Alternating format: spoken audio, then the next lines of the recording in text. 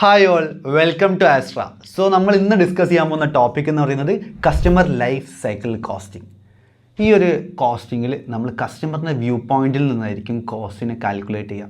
Okay, so നമുക്കൊരു example വെച്ചിട്ട് തന്നെ തുടങ്ങാം. എന്തായിരിക്കും ഇത് എക്സാമ്പിളായിട്ട് പറയാം? എല്ലാവരും ജോലി കിട്ടിയാൽ ആദ്യം വാങ്ങാൻ പോകുന്ന സാധനം കാറ്.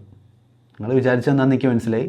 ആദ്യം കാറ്, പിന്നെ ആഘോഷങ്ങൾ. ഓക്കെ, അപ്പം കാറ് വാങ്ങണം, ജോലി കിട്ടണം, എന്നിട്ട് കാറ് വാങ്ങണം. അപ്പോൾ എല്ലാവരും എന്താ, നല്ലോണം പഠിക്കുക. നമുക്ക് ജോലി കിട്ടിയെന്ന് തന്നെ അസ്യൂം ചെയ്യാം. അങ്ങനെ ജോലി കിട്ടി, നമ്മൾ ആ ഒരു കാറ് വാങ്ങാൻ വേണ്ടി തീരുമാനിക്കുക. അങ്ങനെ നമ്മളൊരു ഷോറൂമിൽ പോയിട്ട് നമുക്ക് ഇഷ്ടപ്പെട്ടൊരു കാറ് കണ്ട്, അങ്ങനെ ആ കാറിന് ഒരു ഓൺ റോഡ് പ്രൈസായിട്ട് ഒരു $800 കമ്പനി പറയുന്നതെന്ന് വിചാരിക്കുക. ഓക്കെ, അങ്ങനെ ആ ഒരു കാർ നമ്മൾ പർച്ചേസ് ചെയ്യാണ്. ഒരു 10 വർഷത്തേക്കാണ് നമ്മൾ ആ കാർ യൂസ് ചെയ്യാൻ വേണ്ടിയിട്ട് വിചാരിക്കുന്നത്. ഓക്കെ, ഒരു 10 വർഷത്തേക്ക്. അങ്ങനെ കാർ പർച്ചേസ് ചെയ്തിട്ടുണ്ടെങ്കിൽ ആ ഒരു 10 വർഷത്തേക്ക് നമുക്ക് ഇൻഷുറൻസിൻ്റെ കുറേ കോസ്റ്റ് ആയിട്ടുണ്ടാവല്ലോ അല്ലേ? നമുക്ക് ഫോർ എക്സാമ്പിൾ പറയാം, ഒരു $300 ഇൻഷുറൻസിന് വേണ്ടിയിട്ട് നമുക്ക് ചിലവായത്. ഈ 10 വർഷത്തേക്കും കൂടെ ആയിട്ട് നമ്മൾ കണക്ക് കൂട്ടുകയാണ്. $300 ചിലവായത് ഇൻഷുറൻസിന്. ആൻഡ് അങ്ങനെ കാറ് വെറുതെ ഷെഡിൽ നിർത്തിയിട്ടാൽ മതിയോ? ഇപ്പോൾ വീട്ടിലെത്തി, ഷെഡിൽ നിർത്തിയിട്ടാൽ മതിയോ? പുറത്തേക്ക് ഇറങ്ങിയിട്ട് വണ്ടി ഓട്ടണ്ടേ? അങ്ങനെ ഓട്ടണമെങ്കിൽ എന്ത് വേണം? പെട്രോൾ വേണം. അങ്ങനെ പെട്രോളിനെല്ലാം കൂടി ആയിട്ട് ഒരു 10 വർഷത്തേക്ക് നമുക്ക്, എക്സാമ്പിൾ ആട്ടോ, ഇപ്പോഴത്തെ വില എന്ന് വെച്ച് നോക്കിയാൽ അറിയില്ല, $600 പെട്രോളിന് ചിലവായി. ഓക്കെ, ആൻഡ് അങ്ങനെ പെട്രോൾ അടിച്ച് വണ്ടി ഓട്ടിക്കൊണ്ടിരിക്കുമ്പോൾ എന്താണ്, നമുക്ക് ഓരോ ടൈമിൽ അതിന് സർവീസ് ചെയ്യണമല്ലോ. എത്ര കിലോമീറ്റർ കഴിഞ്ഞാൽ, 10,000 കിലോമീറ്റർ കഴിഞ്ഞാൽ, 30,000 കിലോമീറ്റർ കഴിഞ്ഞാൽ, 60,000 കിലോമീറ്റർ കഴിഞ്ഞാൽ, ഇങ്ങനെ സർവീസ് ചെയ്തുകൊണ്ടേ ഇരിക്കണം. അതിനിടയിൽ വേറെ എന്തെങ്കിലും കംപ്ലയിൻറ്റ്സ് ഉണ്ടെങ്കിൽ എല്ലാ ഇയറും ചിലപ്പം ബ്രേക്ക് പാഡിൻ്റെ സെൻസേഴ്സ് മാറ്റേണ്ടി വരും, ചിലപ്പോൾ വൈപ്പേഴ്സ് മാറ്റേണ്ടി വരും, അങ്ങനെ പല വേറെ കാര്യങ്ങളും. സോ അതിനെല്ലാം കൂടി ആയിട്ട് മെയിൻ്റനൻസിന് നമുക്ക് ഒറ്റൊരു കോസ്റ്റായിട്ട് പറഞ്ഞാൽ തീരില്ല. അതുകൊണ്ടാണ് ഒറ്റൊരു കോസ്റ്റായിട്ട് നമുക്കൊരു $900 പറയാം.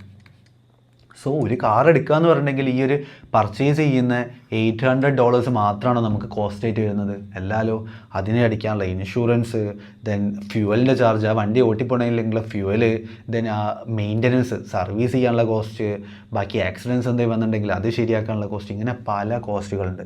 അപ്പോൾ ഒരു കാറിൻ്റെ കോസ്റ്റ് എന്ന് പറഞ്ഞാൽ ഒരിക്കലും നമ്മൾ 800 മാത്രമായിട്ട് ഒതുങ്ങി ചിന്തിക്കാൻ വേണ്ടി പാടില്ല. ഇതൊക്കെ ആ കാറിൻ്റെ പർച്ചേസിൽ വരുന്ന കോസ്റ്റുകളാണ്.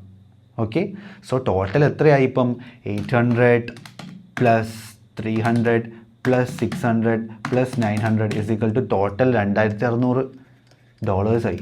ജോലി കിട്ടണ്ടായിരുന്നല്ലേ? ജോലി കിട്ടിയിട്ടല്ലേ? അങ്ങനെ തോന്നിയായിരിക്കുമല്ലോ. സോ ഒരു കാർ വാങ്ങുമ്പോൾ ഇത്ര കോസ്റ്റ് ഉണ്ട്. സോ ഒരു കാറിൻ്റെ ലൈഫ്, ഒരു കസ്റ്റമർ ആ കാർ യൂസ് ചെയ്യുമ്പം 10 ഇയേഴ്സ് ആണെങ്കിൽ ആ 10 ഇയേഴ്സിൽ ആ കാർ യൂസ് ചെയ്യാനായിട്ട് കസ്റ്റമർക്ക് എത്ര പൈസ വന്നു അതൊക്കെ കാൽക്കുലേറ്റ് ചെയ്യണം. കാറ് വാങ്ങിയ പർച്ചേസിൻ്റെ കൂട്ടണം, ദെൻ ആ കാറ് യൂസ് ചെയ്യാനായിട്ട് കസ്റ്റമർ എത്ര പൈസ ചിലവാക്കിക്കണോ അതൊക്കെ കസ്റ്റമർ ലൈഫ് സൈക്കിൾ കോസ്റ്റിങ്ങിൽ നമ്മൾ കണക്ക് കൂട്ടണം. അപ്പോൾ നമുക്കൊരു ഡെഫിനിഷനിലേക്ക് പോകാം. അപ്പോൾ customer life cycle costing looks at the cost of the product from the customer's view. നമുക്കറിയാം, കസ്റ്റമർ സ്റ്റാൻഡ് പോയിന്റിൽ നിന്നാണ് നമ്മളിതിനെ കണക്ക് കൂട്ടുന്നത്, കാൽക്കുലേറ്റ് ചെയ്യുന്നത്.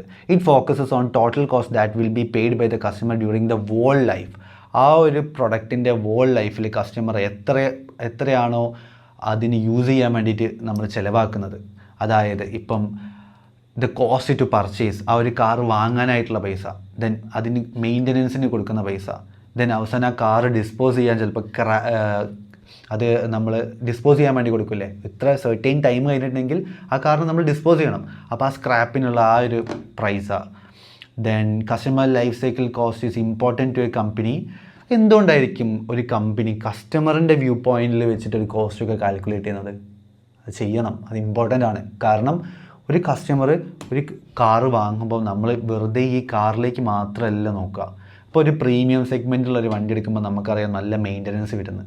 അപ്പോൾ നമ്മൾ എടുക്കുമ്പോൾ തന്നെ നമുക്ക് മനസ്സിലാവും, ഒരു പർച്ചേസ് ചെയ്യുന്ന ആ ഒരു കാറ് പർച്ചേസ് ചെയ്യാനുള്ള കോസ്റ്റ് മാത്രമല്ല, ഭാവിയിൽ ഇനിയിപ്പോൾ ഇത്ര ഇൻഷുറൻസ് അടിക്കണമല്ലോ, ഒരു ടയർ മാറ്റണമെങ്കിൽ തന്നെ എത്ര പൈസയാവുമല്ലോ, അല്ലെങ്കിൽ നമുക്ക് ഇത്ര മൈലേജ് കുറവായിട്ടുള്ള വണ്ടിയാണെങ്കിൽ ഇത്ര പെട്രോൾ അടിക്കണമല്ലോ, ഇങ്ങനെ പല കാര്യങ്ങളും കസ്റ്റമേഴ്സ് ആലോചിച്ചിട്ടേ ഒരു പർച്ചേസിങ് ഡിസിഷനിലേക്ക് കസ്റ്റമർ എത്തുള്ളൂ.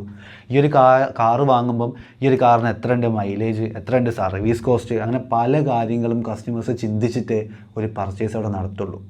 സോ അത്തരം കോസ്റ്റുകൾ കുറയ്ക്കാൻ പറ്റിയിട്ടുണ്ടെങ്കിൽ, കോമ്പറ്റീറ്റേഴ്സിനെ വെച്ച് നോക്കുമ്പോൾ അത്തരം കോസ്റ്റുകൾ കുറയ്ക്കാൻ പറ്റിയിട്ടുണ്ടെങ്കിൽ നമുക്ക് കൂടുതലായിട്ട് പ്രൈസ് ഈടാക്കാൻ വേണ്ടി പറ്റും. അപ്പം നമ്മൾ പറയുകയാണ് നമ്മളുടെ ലോ മെയിൻ്റനൻസേ വരുന്നുള്ളൂ, ലോ ആയിട്ട് നല്ല മൈലേജ് ഉണ്ട് ആൻഡ് ലോ സർവീസ് കോസ്റ്റസ് നമുക്ക് വരുന്നതെന്ന് കസ്റ്റമേഴ്സിനെ കാണിച്ചിട്ട് നമുക്ക് മറ്റേ സൈഡിൽ കൂടുതൽ പൈസ ചാർജ് ചെയ്യാൻ വേണ്ടി പറ്റും ഈ പ്രൊഡക്റ്റിൻ്റെ മേലെ. ഓക്കെ, സോ കോമ്പറ്റീറ്റേഴ്സിൻ്റെ വണ്ടിക്കൊക്കെ മൈലേജ് കുറവാണ്, കൂടുതൽ സർവീസ് കോസ്റ്റ് ആവും. അതുകൊണ്ട് തന്നെ കസ്റ്റമേഴ്സിന് എന്തൊരു ചിന്ത ഉണ്ടാവും, ഭാവിയിൽ നമ്മൾ പെടാൻ വേണ്ടി ചാൻസ് ഉണ്ട്. സോ അതൊക്കെ കുറവുള്ളൊരു കാർ നമുക്ക് എടുക്കുക എന്നുള്ളൊരു തോട്ട് വരും. അപ്പം നമ്മൾ ഈ കാറിലേക്കും, പക്ഷേ ഇവരെന്താ ചെയ്യുന്നത്, ആ ഒരു പൈസ ഇവർ ഈ ഒരു കാറിൻ്റെ പർച്ചേസ് പ്രൈസിലേക്ക് ആഡ് ചെയ്യുന്നുണ്ട്.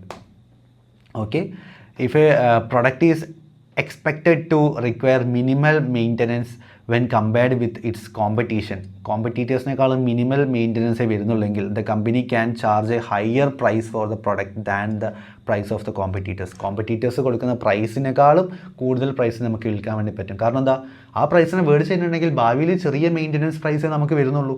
അതുകൊണ്ട് തന്നെ കസ്റ്റമർ സാറ്റിസ്ഫൈഡ് ആയിരിക്കും. സോ ഇത്രയേ ഉള്ളൂ കസ്റ്റമർ ലൈഫ് സൈക്കിൾ കോസ്റ്റിംഗ് എന്താണെന്ന്. വളരെ സിമ്പിളായിട്ടുള്ള ടോപ്പിക്കാണ്, വളരെ ഇൻട്രസ്റ്റിംഗ് ആയിട്ടുള്ള ടോപ്പിക്കാണ്. സോ എല്ലാവർക്കും ഇത് മനസ്സിലായി എന്ന് വിചാരിക്കുന്നു. Thank you for watching the class.